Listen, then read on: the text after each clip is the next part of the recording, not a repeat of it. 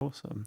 So, so who are you now? Because obviously you're on the Let's Talk Horse Business show, so there's a reason for Yeah. that. So, you came to the UK Yeah. through racing. You've been here. Did you say 9 years? 9 years now, 9 years, and who are you? Who are you now?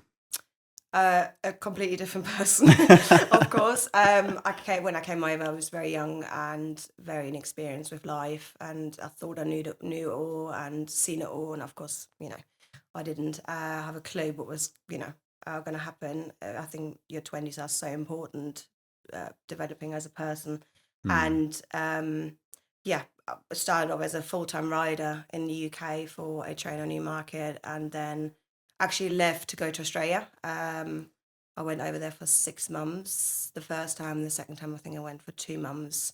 Loved that, but always felt drawn back to Newmarket. Um, and then I came back, and that was kind of the first point where I thought, oh, I don't really want to go back and work for someone.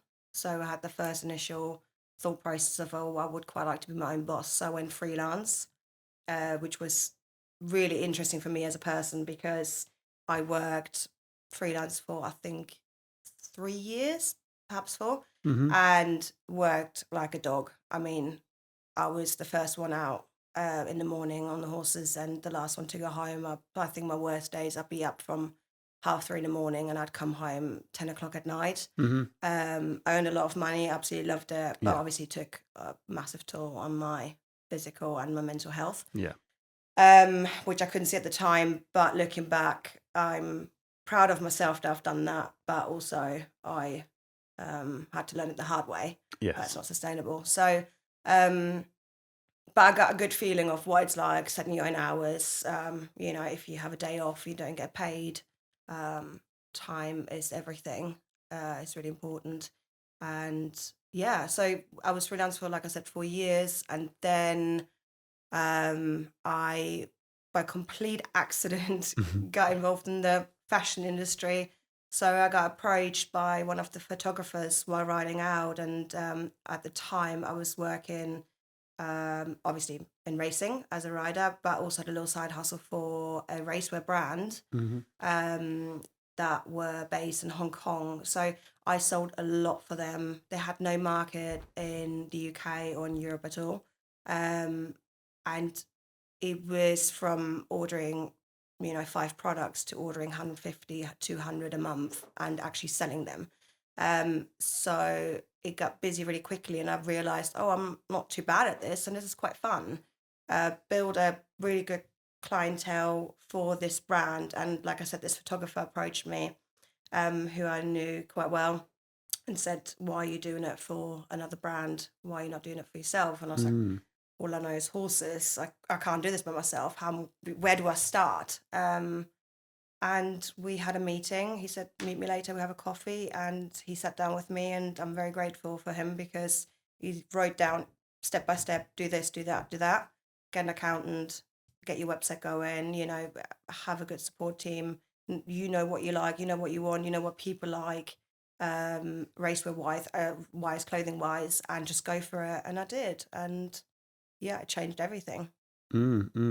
That's really it's fantastic that someone gave you that time. Yeah, absolutely. Because I have to say, even just this week, I've had at least two people message me saying, "I'm in the equestrian space. I'm working as a groom. I want to get out of it. I want to change my life. What do I do and where do I start?" And it's people like that who give somebody time, which helps them change their life around. It was literally a 20-minute meeting over coffee, and it's changed everything. I'm so grateful, and I never expected for someone, to do their own job, be out on the heath doing their work and sparing a minute to think about what I could possibly do and what ability I might have in a different industry, even though it's the same industry, but of course it's a bit more niche. And I really doubted that for a long time, doubt myself because I had no experience as such. And I find it very intimidating. Just the actual setup is very intimidating. I think it's not straightforward. And yeah, okay, if it was that straightforward, everyone would do it. Yes. Yeah. Let's not talk about the mums after you set up the years, and it takes a long time to really get going. But yeah, the first initial reaction was like, oh, I don't think I can do that. And it took a bit of support from someone random Yeah. to get me going, which is amazing. Yeah. I suppose the benefit of it being someone, random is that I guess maybe there's no judgment there. There's no, Absolutely, yeah. Yeah. Whereas if you were to try and approach, say, your family or something, you're going to get their perceived ideas put onto you. And so that's Absolutely. Yeah. So we've talked about the fact you've got a clothing brand, but you haven't said what it is. So it's a racewear brand. We specialize in clothing for jockeys, work riders, and yard staff. So we try to cover all three bases in regards, of course, to staff uniform, ultimately.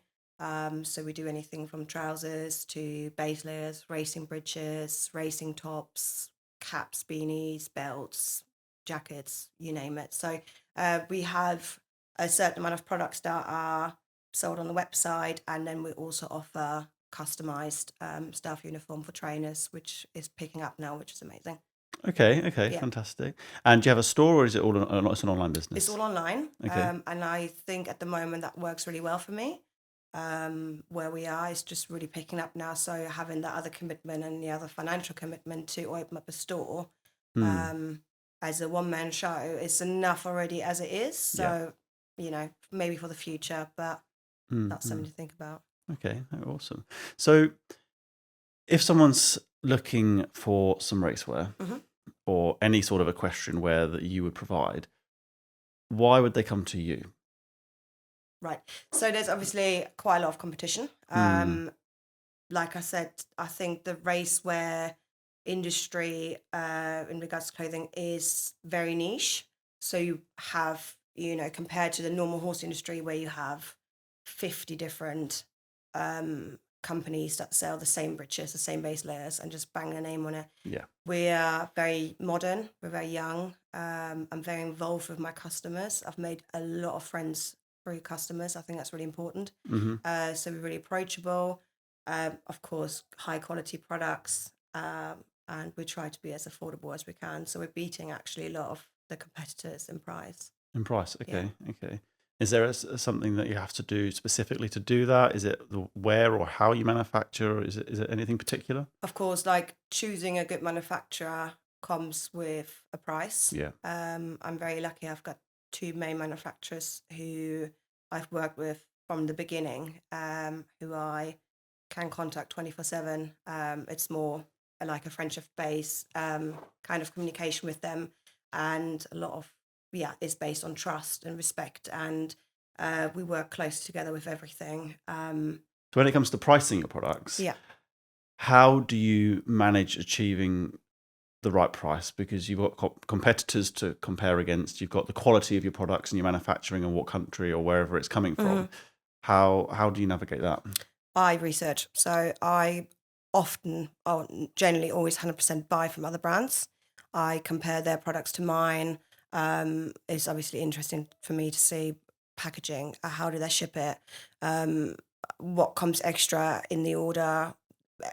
All the costs involved with that are very interesting for me. Of course, quality of the product, the popularity, of course. So I do buy from other brands, especially in racewear, in the racewear industry, to see why are my customers more attracted to their brand than mine, stuff like that. So it's more research than anything else. Yeah.